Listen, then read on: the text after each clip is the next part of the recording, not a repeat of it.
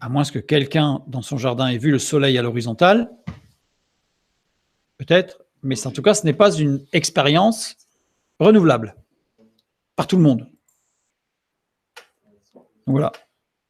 Vous voyez, si je pointe, là, le petit bonhomme de tout à l'heure, là, cette fois-ci, ça marche, il pointe, et hop, il arrive à un moment, pof, ben, il est forcément sous terre, et il continue sa course. Ça ne correspond pas à la description, l'explication terre plate. Il est possible de le vérifier simplement, maintenant ça. Alors ça, c'est intéressant aussi, parce que toutes les solutions de vérification simples, parce qu'il y a des choses qui sont difficilement vérifiables. S'il faut monter sur une navette spatiale ou sur la Lune pour vérifier, c'est quand même compliqué. Mais là, il y a des choses très simples à faire, que tout le monde peut faire pour vérifier. Et curieusement, les partisans de la Terre plate ne le feront jamais. Ça fait partie des choses bizarres, mais on expliquera ça à la fin pourquoi. Si le Soleil suit une trajectoire circulaire dans le ciel, les ombres doivent suivre une trajectoire circulaire sur le sol. Là, vous pouvez faire l'expérience, vous mettez quelque chose sur la table, vous mettez un abat-jour ou quelque chose autour, et puis vous le faites tourner en rond, pas forcément au-dessus, même à côté, et vous verrez que l'ombre portée, la pointe de l'ombre, trace un cercle aussi, trace la même trajectoire que la source lumineuse. Donc ça veut dire qu'ici, si je montre ici le truc, donc ici on a bien notre Soleil qui tournerait à l'horizontale, et on verrait ici les ombres, donc on voit les ombres qui bougent, voilà, et on verrait que voilà, la pointe des ombres devrait suivre en tout cas un cercle, puisque la source lumineuse, elle, suit un cercle. D'accord ?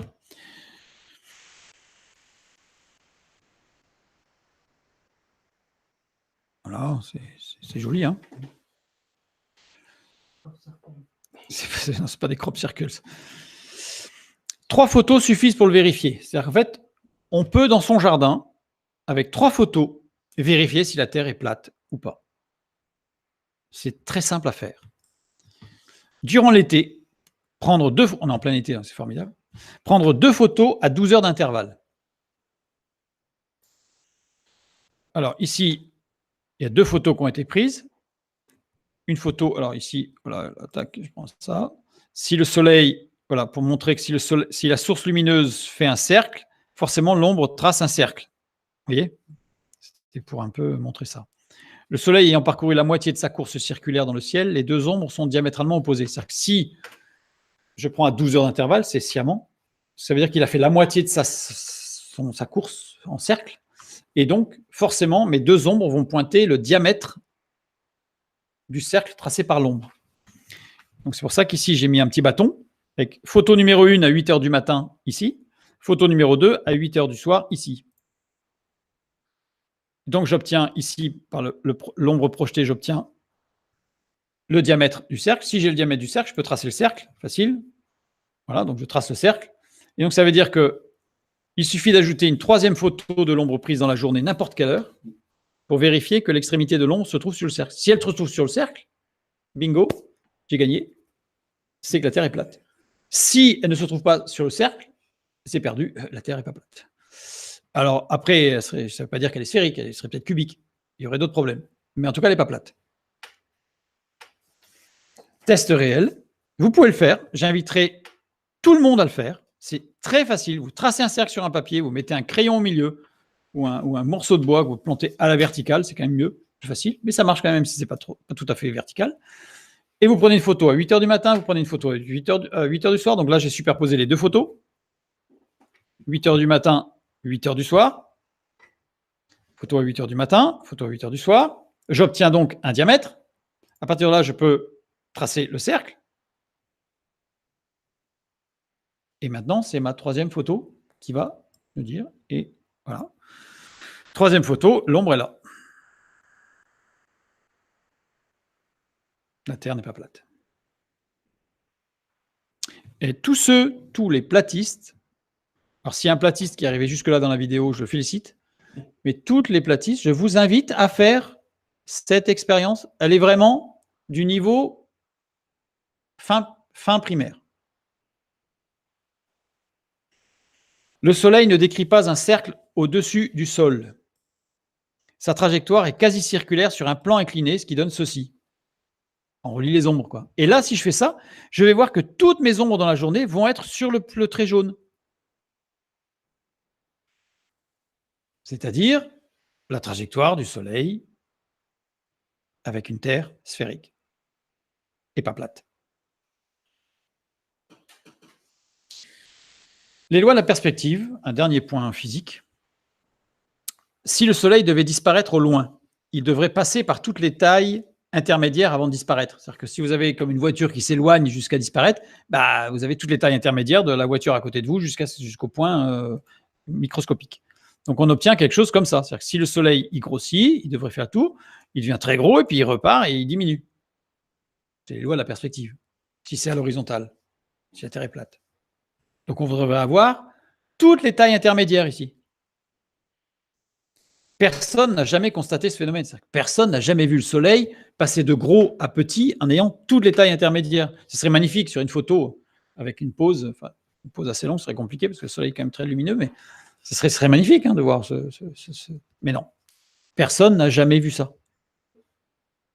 Donc, toute théorie qui se dit physique, en science, doit être observable, et l'observation doit se répéter de telle sorte à ce que la théorie puisse être validée. À partir du moment où une théorie scientifique, une seule expérience, montre que c'est faux, la théorie est fausse. C'est les lois de la physique, c'est les lois de la science, c'est comme ça que ça travaille. En fait, et d'ailleurs, un scientifique ne cherche jamais à prouver que sa théorie est juste, il cherche toujours à prouver que sa théorie est fausse. Et s'il n'a pas réussi à prouver que sa théorie est fausse, alors ça veut dire qu'elle est peut-être certainement juste. D'accord ? Si, il y a un autre point important, c'est que, vous savez, les scientifiques cherchent toujours à avoir leur nom dans le livre, dans les livres quand même. Bon. Donc, le premier qui arrive à démonter une loi physique qui est reconnue par tous, son nom est écrit en grand.